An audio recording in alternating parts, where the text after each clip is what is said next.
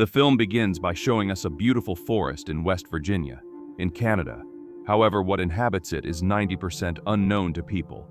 Nevertheless, many venture to take long hikes and even dangerous climbs on steep cliffs, far from any civilization more than 100 kilometers away. On this peaceful day, we meet the young couple of friends Helen and Rich, who are climbing the mountain to observe the horizon and the immensity of that forest at that isolated point. Rich manages to climb to the top, but Helen slips and falls. Fortunately, because of the safety ropes, she does not fall to the ground. After a difficult climb, Rich lets his companion continue the ascent alone. As soon as he disappears from her sight, a choking noise echoes from above. Helen calls out and asks her companion to help her up, but he does not answer the call. Suddenly, Rich falls at the edge of the cliff and drops of blood fall onto Helen's face. She becomes worried when she sees her friend injured, or apparently dead. Suddenly, he is pulled upward by something unknown. Seconds later, he is thrown down the cliff, falling from a height fatal to anyone. Helen does not understand anything and fears the tragic event. Suddenly, her rope is pulled upward with force. Desperate and fearing it is some ferocious creature, she begins to free herself from the ropes. She manages to cut the rope and tries to grab the support rope. Unfortunately, she is not a good climber and ends up falling. The fall does not kill her, however. Something terrifying begins to torment her. Noises echo through the forest beside her, sounds of screams coming from among the vegetation. Fearing for her life, she begins to run desperately to try to reach the car. However, she trips into a trap, which leaves her at the mercy of whatever hunter may be hunting. Soon, and unfortunately, the young woman is dragged to a deadly fate. At that moment, unknown. The scene cuts and the narrative presents a legend from many years ago, the Mountain Man. It is revealed that such a being was afflicted by congenital deformities, horrendous mutations in his body, which enabled him to endure unimaginable pain and possess superhuman strength. However, his intellectual capacity was primitive and his cannibal hunger was insatiable. After some time, people began to disappear in the forest in several isolated locations, and their bodies were never found. Back to the present, on a road that cuts through Greenbrier backcountry, Virginia, we meet a doctor named Chris, who hears on the radio about the disappearance of the young people from the beginning, and the authorities have no information about the case. He turns off the device and enjoys the drive until he comes across a traffic jam, since an accident happened further ahead. Eager to continue, he gets out to ask a fellow truck driver what had happened. The man says that a chemical truck had overturned and states that problems like that would take half a day to clear the road. Not wanting to wait that long, he turns around on the road and further ahead takes a path toward a gas station. As he approaches the place, he notices several cars parked there, but without any movement of people. He stops and goes to the aged establishment. He finds only an old man sitting, completely dirty, just like the place. Chris looks for a public phone, but it does not work. Then he asks the old man if there is any route to reach his destination faster. The old man says no. Chris, looking at the map, notices that the route that passes near Bear Mountain is clear. He thanks the man for the minimal help and leaves, without hearing the old man state that he will wish he had brought help for the problems he will face on the way. Wanting to arrive on time for the seminar, he takes the unknown dirt road. However, a few kilometers ahead he comes across a fork, two paths. He chooses to enter the narrow path to the left. Chris accelerates his vehicle quickly to cross the path as fast as he can. However, minutes later the unexpected happens. He sees a dead animal on the road and ends up distracted by it, which causes an accident, since another vehicle was stopped in the middle of the road. After the unfortunate encounter, Chris gets out and checks the situation. Soon he meets some other travelers who are outside the car. They claim to have left the car on the road because the tire suddenly went flat. Some suggest it was an accidental puncture, but Jesse found barbed wire placed deliberately on the path. After a brief conversation, part of them decides to walk to see if they find help, while the couple Francine and Evan stay behind to guard the vehicles. As they walk, Chris meets the others, the engaged couple Scott and Carly. As they walk, he states that he observed the map and believes the road has safe support points. Jesse believes him, and they continue the journey alert. Back with the couple, they enjoy hallucinogens without realizing that they are being silently watched. Wanting to do something to pass the time, Francine asks Evan for a romantic moment there. Meanwhile, during the others' walk, they find a lit campfire, which shows that someone was there recently. Scott shouts to draw attention, but Chris observes with growing concern. Fearing staying there, Chris tells them to keep walking quickly. During the walk, the couple talks about their upcoming wedding and imagines 1,000 wonderful things that will happen afterward. At the crashed cars, Francine and Evan look for something useful in the vehicles. Suddenly, Evan hears a noise of branches breaking coming from the dark forest. He becomes alert and curiously tries to see what might be slowly approaching from the edge of the forest. Francine calls for her boyfriend and tries to observe him through the mirror, but does not see him. She gets out of the car and nervously calls again for her boyfriend. Francine begins to fear Evan's disappearance. When she enters the vegetation to look for her friend, she finds her companion's boot on the ground. Looking more closely among the vegetation, she sees something shocking and disgusting hidden. As she sneaks backward, what appears to be a tall and strong man brutally grabs her with rusty wire. Back to the other friends. While Scott talks about what he wants, he becomes distracted by his speech and leaves his companion walking behind slowly. After a moment of inattention, Carly mysteriously disappears. Scott does not understand and calls for his companion, believing she is playing hide-and-seek with him. Suddenly, the young woman scares him, turning the tense moment into nervous fun. After that, they decide to continue and follow the others quickly. Soon the group reaches the end of the road, showing that it is a dead end. Fortunately, perhaps by good luck, they find a small path that leads them to an old wooden cabin, which shows clear signs of habitation. They are happy, believing they will get help, but there are also several old and abandoned cars there, a sign that the owner may be a collector of abandoned junk. With no choice, the group approaches the house and calls for the owner. Chris, after calling and getting no answer, decides to enter the residence cautiously. However, Jesse begins to suspect and says it is not a good idea. Even so, Chris states that they need to seek help, and a phone would be ideal at that critical moment.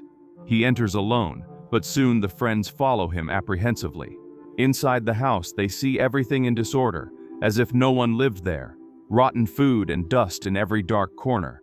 There are also dirty and rusty tools, as if they were used for something and not cleaned afterward. Jesse finds several car keys, but leaves them there. Scott asks to leave, fearing that the place is a macabre cult site and of illicit things. He makes noise which annoys Carly, who asks him to be silent immediately. While they check the place, they find a room where they confirm that the owner of that place is a collector, considering many valuable objects and useless junk scattered around. After a few minutes inside, they are surprised by a soup that begins to boil slowly, warning that the owner is not far away. Wanting to use the bathroom, Carly goes to the room to relieve herself. Inside the rotten place, she sees stored in glass containers human teeth and old dentures. Meanwhile, Jesse finds handmade arrows and covered with cloth, barbed wire, the same that punctured the car tire. In the next room, Chris opens the refrigerator and sees more containers containing what appears to be organic material, perhaps from some strange animal. When he takes a closed jar, he opens it and is terrified by what he sees. They discover that the owner of the cabin is a cannibal who eats parts of other living beings. Terrified by the discovery, they decide to leave. However, they stayed too long, and the owner approaches with an old vehicle dragging some rusty cars. They check the back door, but it is firmly blocked. Unable to leave because they will be seen, they hide inside the cabin silently.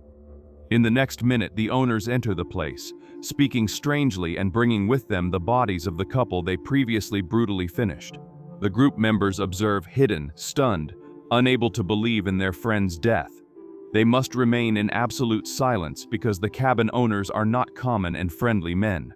Soon, the faces of these characters are presented, who are not natural people. They resemble the aberrations described and known in the legends told about the mountain man. They are butchers, cannibals, and their victims are treated with contempt and cruel brutality. The group is in total shock, but fortunately is not seen there. A few minutes later, the creatures fall deeply asleep, giving the friends an opportunity to escape silently. Chris and Jesse leave first and observe the mutant human carrying an improvised weapon. Then Scott and Carly do the same cautiously. However, Carly, terrified seeing the whole horrifying situation, trips over an old basin, making an alarming noise. Fortunately, the creatures do not awaken immediately. However, as soon as the exit door is opened, the noise makes the creature awaken and look with an attentive hunter's gaze. The group runs desperately, climbs the embankment, and heads into the dark forest. Chris notices that the creatures leave in the car, and they fear becoming the next victims of that place. They run a few meters ahead and come across a clearing full of abandoned and destroyed vehicles. Clearly, they are not the first people attacked by the mutant creatures. The scene leaves the group completely worried, knowing that the enemies present in that area are extremely dangerous and relentless. Suddenly, the creature's car approaches, and the group quickly hides among the cars. The cannibal hunters get out of the car and begin to sniff their prey carefully. Fearing being found, Chris has a risky plan. He will be the distraction while the others run to the creature's vehicle that is running. Chris runs and shouts, drawing attention, but a shot soon hits him in the leg. With that, the creatures celebrate. Fearing for their friend's life, Scott volunteers and is the second brave bait. He runs and attracts the human aberrations, while the others get into the car and quickly leave. Scott manages to run crossing the forest to the road point to reach his friends again. Unfortunately, at the exact moment he was about to be rescued, some arrows hit him fatally, leading him to a tragic and brutal end. Despair takes over the others who, unable to do anything, accelerate the car to escape the violent attack. Then, the trio of aberrations reaches Scott's body and takes it away. Carly has her feelings destroyed with the loss of her fiancé and asks to go back and get her friend, but nothing can be done except continue accelerating and try to leave this cursed forest. Unfortunately, a problem stops them. Besides a tree trunk in the middle of the road, their truck gets stuck in the mud. Losing the vehicle, now they can only continue running among the trees. Carly is demotivated, asking to be left and have the same fate as the others, but Jesse and Chris encourage her to keep fighting. They continue walking, and Chris nearly loses a leg in a hidden bear trap. It will not take long for night to cover the forest, so they need to find shelter quickly. Meanwhile, the mutant creatures continue the hunt for the rest of the group persistently. Chris needs to walk with a support stake and needs time to rest a little. A few meters ahead, they come across an abandoned watchtower. Excited to find a person who can help them, they shout, but no one answers. Chris quickly climbs, hoping to find a functional communication radio. The trio climbs and finds an improvised refuge. They can see the horizon and the immensity of the forest, but unfortunately, neither the road nor any city is visible. Inside, they look for supplies and something useful. Phosphorescent light illuminates the place, while Jesse helps Chris with the open wounds. Fortunately, a radio transmitter is found, but it is very old and is not sending or receiving signal. Night soon arrives, and Chris observes that the creatures approach silently. They hide the light and try not to be detected by the enemies. However, the group did not turn off the radio, and a frequency signal echoes loudly, which is noticed by the attentive mutants. Quickly they approach the tower with torches and climb to reach their desperate prey. The forest ranger receives the request for help, but there is no time for the group to talk more, because one of the mutant humans approaches the upper entrance. Chris creates a barricade at the hatch entrance and does not allow the aberration to enter the shelter. For a moment, everything becomes absolute silence, but that does not last long. The human aberration pulls the external cable and damages the radio completely. After a few minutes of apparent calm, they begin to smell smoke rising. Unfortunately, the creatures decided another way to finish their victims, burning them alive inside. Fearing such a brutal end, Carly decides to jump out and fall onto the tops of nearby trees. Chris agrees and goes first, even knowing that it may painfully break some ribs. The jump is a success, and soon the friends follow the same action, with Chris helping them carefully. The aberrations realize that the humans escaped their trap, and the smaller and more agile one climbs to capture them quickly. The group decides to switch trees and hide, and in the process tries to escape the arrows that are shot from below. Unfortunately, Carly is the most fearful and takes too long to cross between the high branches. Stepping back, she is surprised by the creature with an axe, which mercilessly strikes her fatally. Then the aberration crosses the branches to make new victims. However, seeing this, Chris has a risky idea. However, this time Jessie volunteers to be the bait and attracts the horrendous creature. Suddenly, the mutant human surprises her and almost knocks her from the top of the tree. He threatens her with a blade, but cleverly, Jessie attracts her enemy into Chris's trap.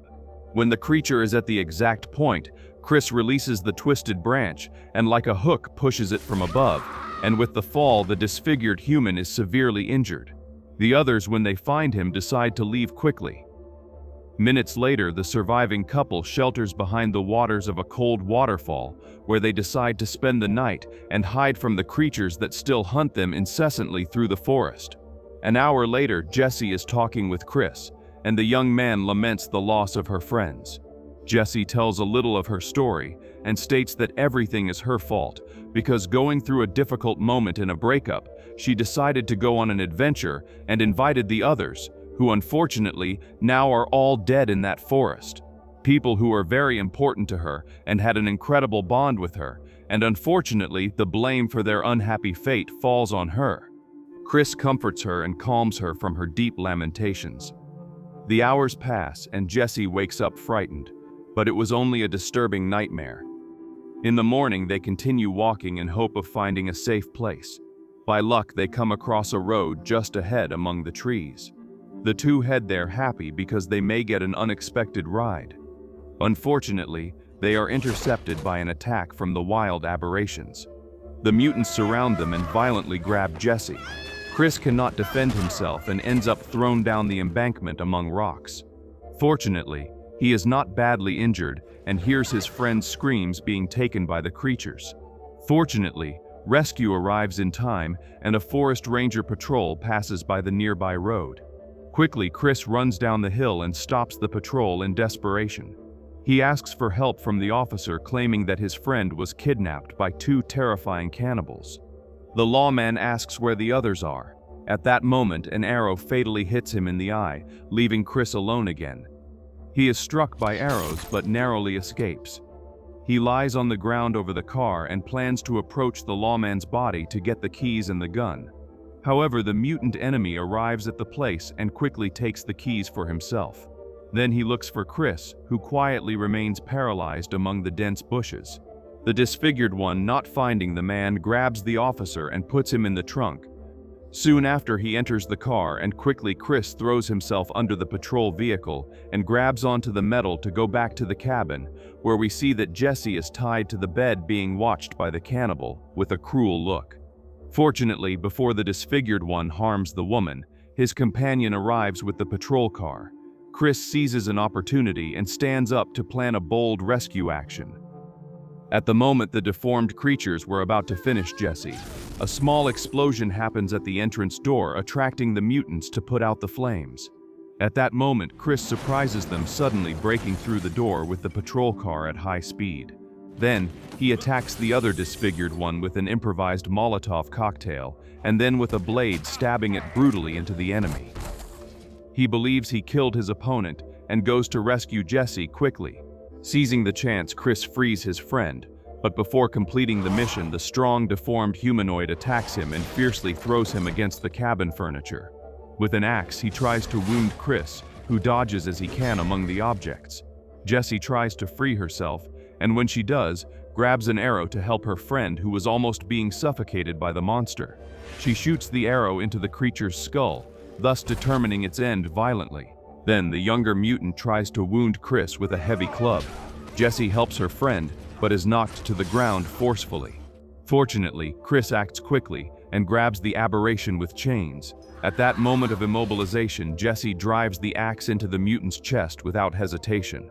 Then the two realize that the creatures are still alive and are recovering slowly. Therefore, Chris and Jessie leave the cabin quickly. Chris has a gun, and knowing that the few bullets will not be enough to defeat these aberrations, he prefers to shoot the patrol car's fuel tank, which causes a large, destructive explosion.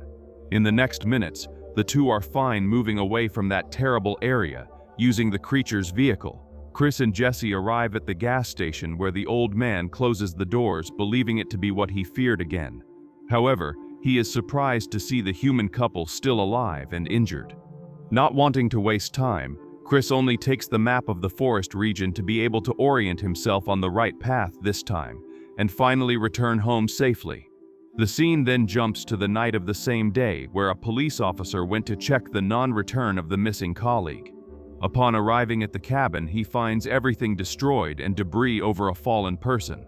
The narrative ends here, showing us that the lawman continues to provide aid to what he believes are human victims. He removes the rubble slowly, but ends up being surprised from behind by the humanoid aberration, which was still alive and furious.